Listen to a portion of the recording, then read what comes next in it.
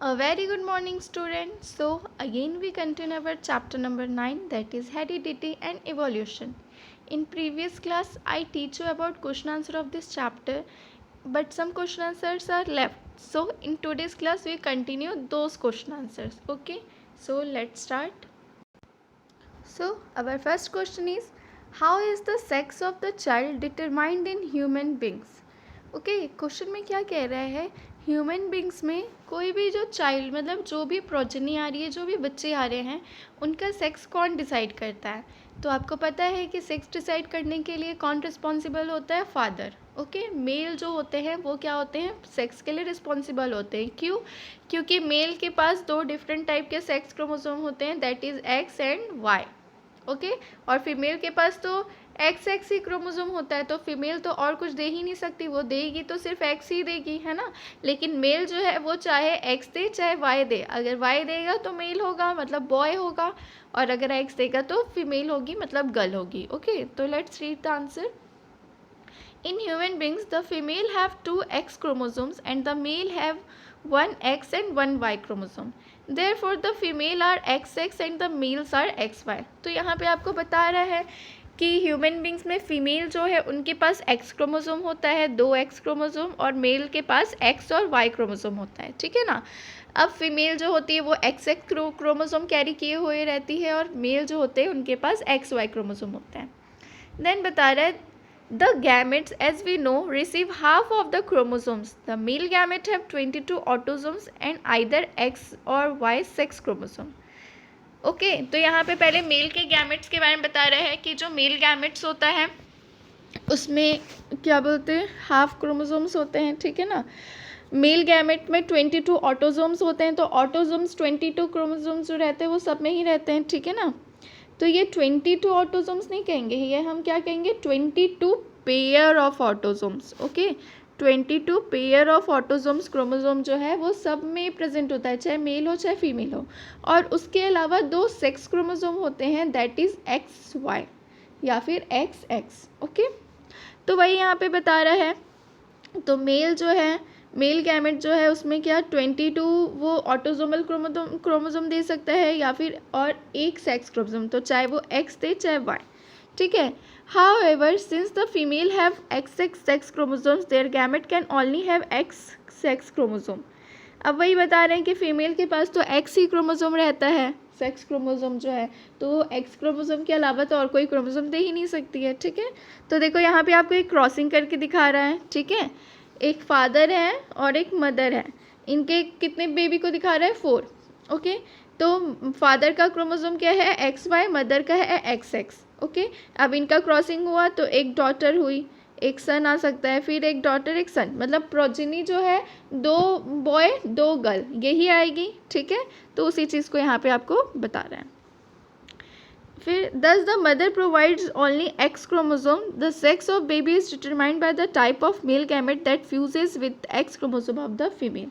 Okay, तो वही बता रहा है कि मदर जो है वो तो एक्स क्रोमोसोम ही देगी, लेकिन जो फादर है अब उनका गैमेट मतलब कि उनमें कौन सा गैमेट होता है, स्पर्म जो होता है. ठीक है ना. तो स्पर्म अब जो भी क्रोमोसोम कैरी करके आएगा और एग को फ्यूज़ करेगा, उस बेसिस पे डिपेंड होता है कि जो चाइल्ड आ रहा है उसका क्या सेक्स होगा. ओके, तो स्पर्म्स जो आपको पता है, स्पर्म्स जो होते हैं वो बहुत सारे नंबर में आते हैं. ठीक है ना. मिलियंस ऑफ स्पर्म रिलीज़ होते हैं. अब इन स्पर्म में से बहुत से एक्स क्रोमोसोम कैरी किए हुए रहते हैं, बहुत से वाई क्रोमोसोम कैरी किए हुए रहते हैं. ठीक है ना. अब उनमें से जो भी क्रोमोसोम सबसे पहले आके फट से क्या करेगा, एग को फ्यूज़ कर देगा, तो वही बेबी का क्या हो जाएगा, सेक्स हो जाएगा, है ना. अब वो चाहे एक्स कैरी किया हुआ आ रहा है या वाई कैरी किया हुआ आ रहा है, ये कोई नहीं बता सकता. ओके, तो ये हो गया. Then the next question is, what are the different ways in which individuals have a particular trait may increase in a population.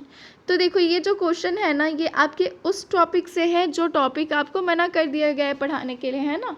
अभी ये जो कोरोना वाला कोविड-19 सीज़न चल रहा है, इसमें आपके सिलेबस में चेंजेस किए हुए हैं, तो मैंने आपको बताया था इवोल्यूशन टॉपिक आपको पढ़ाना नहीं है. ओके, तो ये जो क्वेश्चन है उससे रिलेटेड है. खैर क्वेश्चन आ गया है तो हम पढ़ लेते हैं.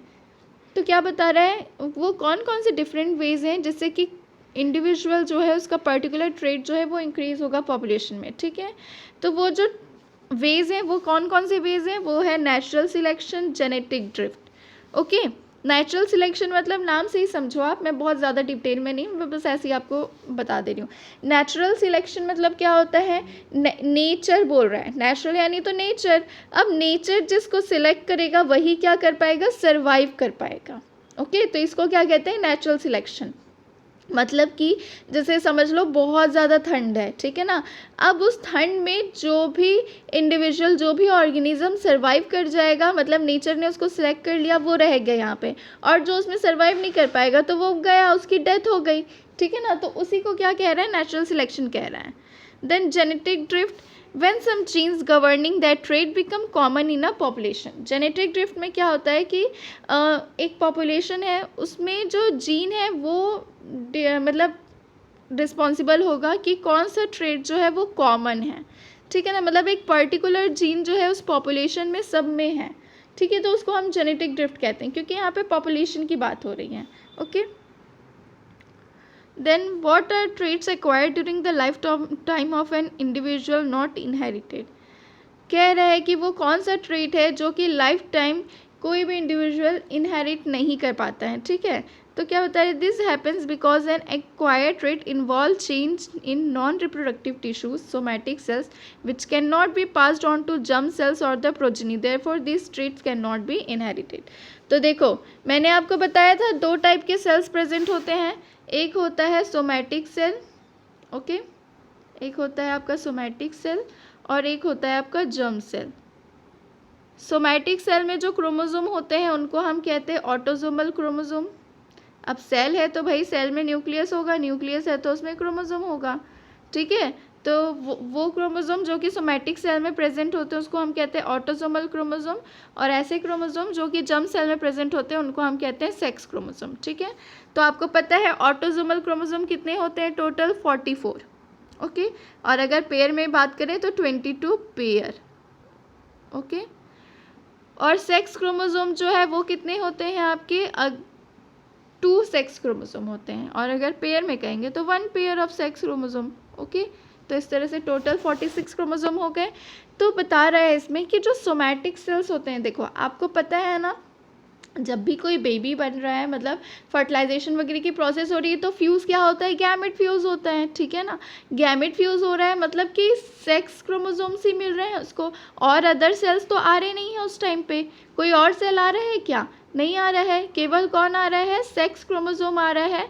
और फीमेल जो है, देखो आपको एक और चीज़ बताती हूँ, जैसे कि जो भी बच्चा बन रहा है, जो भी ऑफस्प्रिंग फॉर्म हो रहा है, ठीक है ना, उसमें क्या होता है, मतलब हम लोगों के पास जो सेल्स के अदर ऑर्गेनेल्स है, like mitochondria, Golgi body, lysosomes, ribosomes, जो भी डिफरेंट जो ऑर्गेनेल्स प्रेजेंट होते हैं सेल्स में, ये सारे ऑर्गेनेल्स हमको कौन दिया है, हमारी मदर ने दिया है।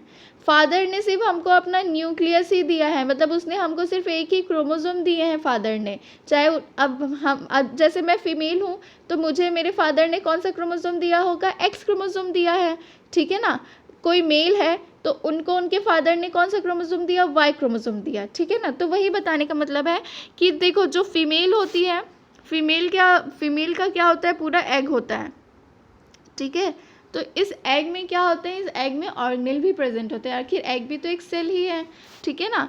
और जो मेल है, मतलब स्पर्म जो है, वो केवल एक ही क्रोमोसोम कैरी करके आता है, चाहे वो एक्स करके आए चाहे वाई करके आए।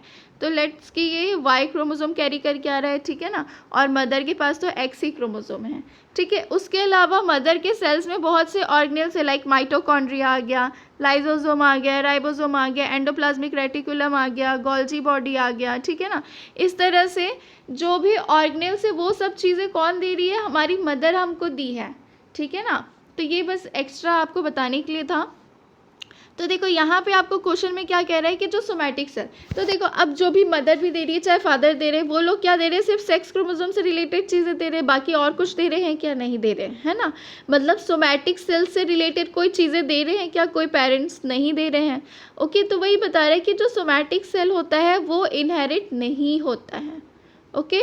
केवल जो सेक्स मतलब जर्म सेल्स होते हैं उनके जो क्रोमोसोम होते हैं वही केवल क्या होते हैं, इनहेरिट होते हैं, okay. Then the next question is, why are the small number of surviving tigers a cause of worry from the point of view of genetics? तो देखो ये भी आपका उसी क्वेश्चन से रिलेटेड है, ठीक है. चलो खैर इसको भी पढ़ लेते हैं. क्वेश्चन में क्या बोल रहा है, जो स्मॉल नंबर ऑफ टाइगर्स हैं वो सरवाइव कर रहे हैं, ठीक है ना. तो ये जेनेटिक के लेवल पे कैसे एक टेंशन की बात है, मतलब इस पर कंसर्न करना चाहिए, ठीक है ना. तो क्या बता रहे, small number of tigers means that fewer variation in terms of genes are available. मतलब अगर स्मॉल नंबर ऑफ टाइगर्स हैं, लाइक 10 टाइगर हैं, है ना, तो उनमें क्या होगा, कुछ वेरिएशंस होंगे, मतलब कुछ जीन्स जो होंगे वो वेरिएशन कॉज कर रहे होंगे, ठीक है. This means that when this tiger reproduce these, there are less chances of producing progeny with some useful variation. तो देखो अब जब कम टाइगर हैं तो उनकी प्रोजेनी भी कम ही होगी, ठीक है ना. अब उनकी कम प्रोजेनी होगी तो वेरिएशन के चांसेस भी क्या होंगे, कम होंगी, ठीक है. Hence it is a cause of worry from the point of view of genetics. तो इसीलिए जेनेटिक्स के पॉइंट ऑफ व्यू से देखा जाए तो ये क्या है, एक टेंशन की बात है, क्योंकि वेरिएशन नहीं आएगा ऐसे में. और आपको पता है वेरिएशंस जो होते हैं वो यूज़फुल भी होते हैं, ठीक है ना. वेरिएशंस जो है उसको डिफरेंट एडवर्स कंडीशन में रेजिस्ट करने में हेल्प करता है, जो भी ऑर्गेनिज्म हो उसको, ठीक है. तो यहाँ पे आपको एक एग्जांपल लेके बताया है टाइगर का कि कम टाइगर हैं, लाइक 5 ही टाइगर हैं या 10 टाइगर हैं. अब वो कम टाइगर हैं तो उनमें वेरिएशंस भी कम होंगे. जितना ज़्यादा बड़ा पॉपुलेशन होगा वेरिएशंस उतने ज़्यादा हमको देखने के लिए मिलेंगे, ठीक है ना. और कम छोटा सा पॉपुलेशन होगा तो उसमें वेरिएशंस भी कम मिलेंगे, ओके. अब ये जो वेरिएशन है ये जो उनके नेक्स्ट जनरेशन में जाएगी, तो अब कम लोग हैं तो कम ही वेरिएशंस तो आगे ट्रांसफ़र होगा, बहुत सारे वेरिएशंस तो मिलेगा नहीं. तो इसीलिए बता रहा है कि जेनेटिक्स के वे में ये जो है ये थोड़ा एक वरी करने वाला क्वेश्चन है, okay. Now the next question is, what factors could lead to the rise of new species? ये भी आपका इवोल्यूशन से रिलेटेड क्वेश्चन है, मतलब ऐसे कौन से फैक्टर हैं जो कि नए स्पीशीज़ को राइज करने में हेल्प करते हैं. तो वो फैक्टर्स कौन से हैं, आप याद रखना. वो फैक्टर्स हमेशा आएंगे आपको natural selection, genetic drift, acquisition of traits. मतलब नेचुरल सिलेक्शन तो मैंने बताया कि जो नेचर में रेजिस्ट कर गया एडवर्स कंडीशन में, तो उसको नेचर ने क्या कर लिया, सिलेक्ट कर लिया, इसलिए वो सर्वाइव कर रहा है. और जो नहीं रेजिस्ट कर पाया तो उसकी डेथ हो गई, वो नेचर में सर्वाइव नहीं करेगा. ये नेचुरल सिलेक्शन. जेनेटिक ड्रिफ्ट में हमने क्या देखा था कि एक पर्टिकुलर जीन जो है वो पूरे पॉपुलेशन में क्या हो रहा है, ट्रैवल कर रहा है, ठीक है ना. तो वो जेनेटिक ड्रिफ्ट में था. और एक्विजिशन ऑफ ट्रेट्स मतलब क्या होता है, किसी भी ट्रेट को क्या कर लेना, एक्वायर कर लेना, ठीक है. चाहे इन्वायरमेंट से रिलेटेड, मतलब इन्वायरमेंट में कुछ चेंजेस आए इस वजह से हमने कुछ चीज़ को अडेप्ट कर लिया, ठीक है. तो इस टाइप की चीज़ों को हम क्या कहते हैं, acquisition of traits.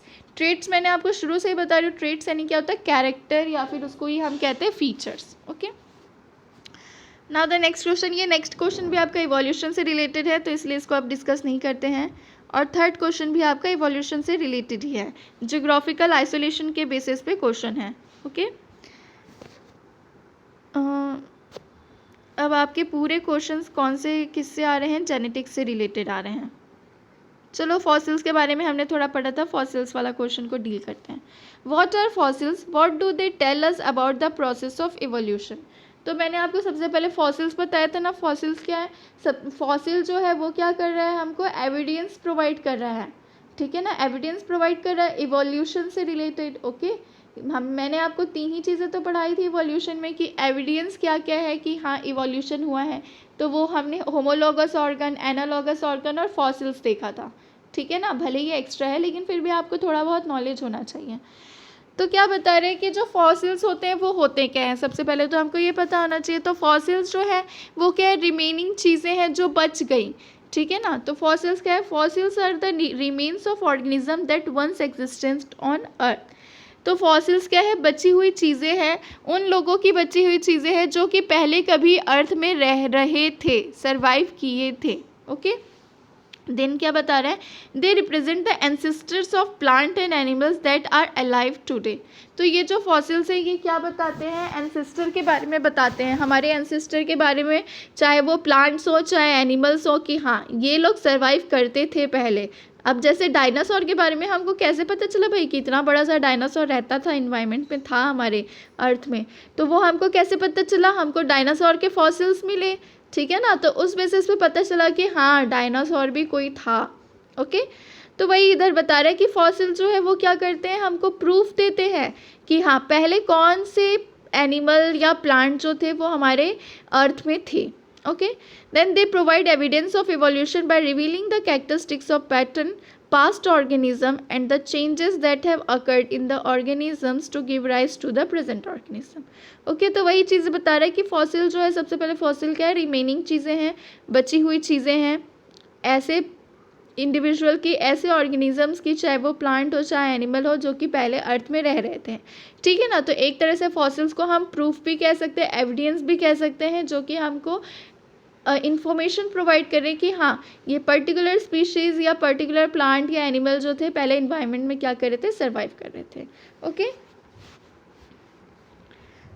Then the next question is why are human beings while who look so different from each other in terms of size colour and look said to belong to the same species.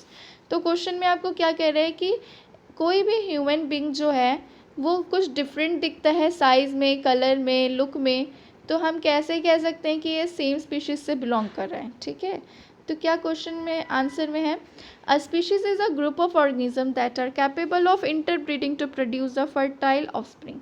तो देखो species हम कब कहते हैं, species हम उसी को कहेंगे जिनमें क्या होगा, ब्रीडिंग की प्रोसेस होती है आपस में, क्योंकि स्पीशीज़ कह दिए मतलब उसमें मतलब सेम टाइप के इंडिविजुअल्स प्रेजेंट होंगे। ओके, तो उनके ही बीच में क्या होता होगा, ब्रीडिंग की प्रोसेस मतलब रिप्रोडक्शन की प्रोसेस होती होगी। ठीक है, देन अब अगर उन्हीं के बीच में रिप्रोडक्शन की प्रोसेस हो रही है तो जो वेरिएशंस होंगे, जो कैरेक्टर होंगे, वो क्या होंगे, ट्रांसफ़र होंगे। ओके, तो क्या बता रहे हैं, skin colour, look and size are all variety of features present in human beings. This features are generally environmentally controlled. तो बता रहा है कि कलर है, चाहे लुक है, चाहे साइज़ है, ये ऐसे फीचर्स हैं जो कि ह्यूमन बींग्स में दिखाई देते हैं, और ये फीचर्स जो है ये नॉर्मली कौन कंट्रोल करता है, इन्वायरमेंट कंट्रोल करता है। ठीक है, अब जैसे स्किन के कलर को ले लेते हैं, तो देखो स्किन का कलर, जैसे कोई अगर एकदम हॉट एरिया में रह रहा है, बहुत ज़्यादा वार्म एरिया में रह रहा है, तो उनके स्किन का कलर लगभग कैसा होता है, डार्क होता है। ठीक है ना, उनके स्किन का कलर कैसा होता है, डार्क दिखाई देगा। ऐसे लोग जो एकदम ठंड वाली जगह पर रह रहे हैं, उनके स्किन का कलर कैसे दिखाई देता है, हमको थोड़ा ब्राइट दिखता है, गोरी दिखते हैं वो लोग। ठीक है ना, तो भाई इसमें इन्वायरमेंट रिस्पॉन्सिबल हुआ कि नहीं, कि अगर इन्वायरमेंट जो है हॉट है या कूल है, उस बेसिस पे स्किन का कलर डिफरेंट डिफरेंट हमको दिख रहा है। Okay, then these features are generally environmentally controlled. Various human races are formed based on these features. However, there is no biological basis to this concept of races. Therefore, all human beings are a single species, as humans of different color, size and looks are capable of reproduction and can produce a fertile offspring. तो देखो इस question में कुछ ज़्यादा बता नहीं रहा है, इसमें वही बता रहा है कि तो इस तरह से जितने भी ह्यूमन बींग्स हैं वो एक सिंगल स्पीशीज़ है ह्यूमन के।